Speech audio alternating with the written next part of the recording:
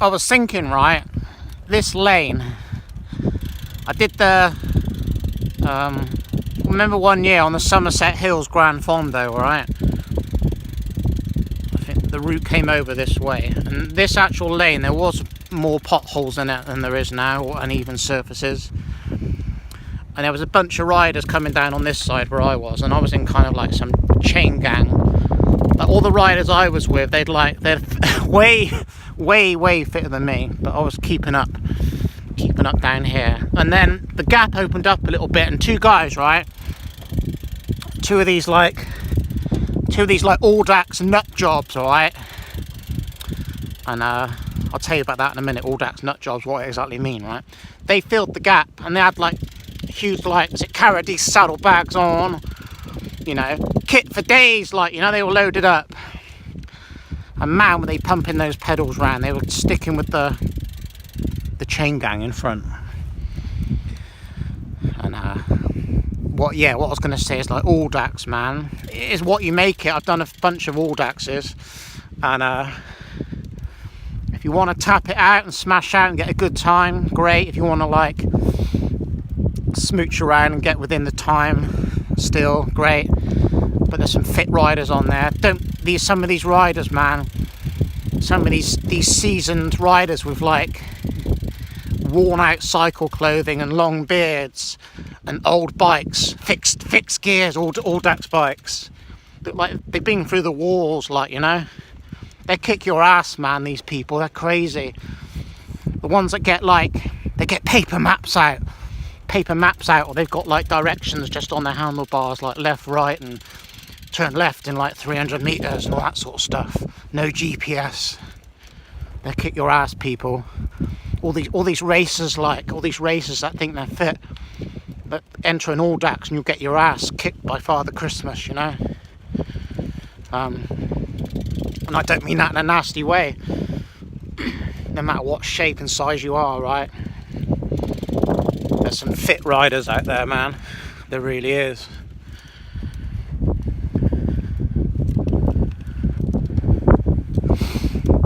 If you're getting chased down on the road, I always think, like, that's another P-Raw top tip. From experience, man. P-Raw's top tips. If you're getting chased down on the road, let someone chase you down. A lot of people chase you down in funny places, right? You got to think how far you are away from home, though, and what distance, you know, you've got to go.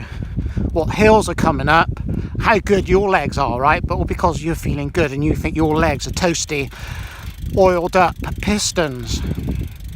That person chasing you down can still, like, mess you over, man. So let them come by. Some of them might say hello, some of them might not. And again, they might be successful in making a big gap, or two, they might blow up. Anyone can blow P-Raw up. I'm not really that fit, not really. Kind of don't train. Vegan high-fat diet. I eat all the crap vegan foods.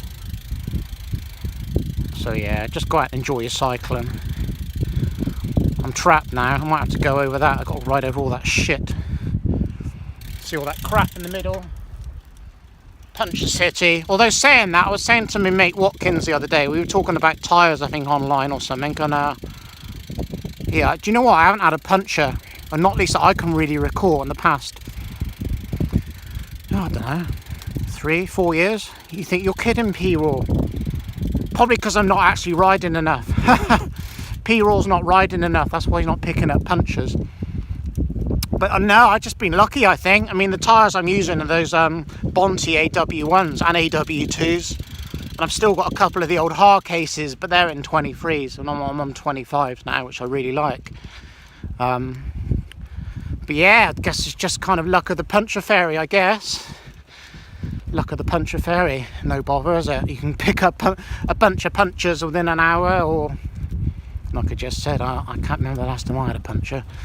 Check your tyres for flints, sharps at the cafe stop, rather than think about grabbing that coffee and some snacks.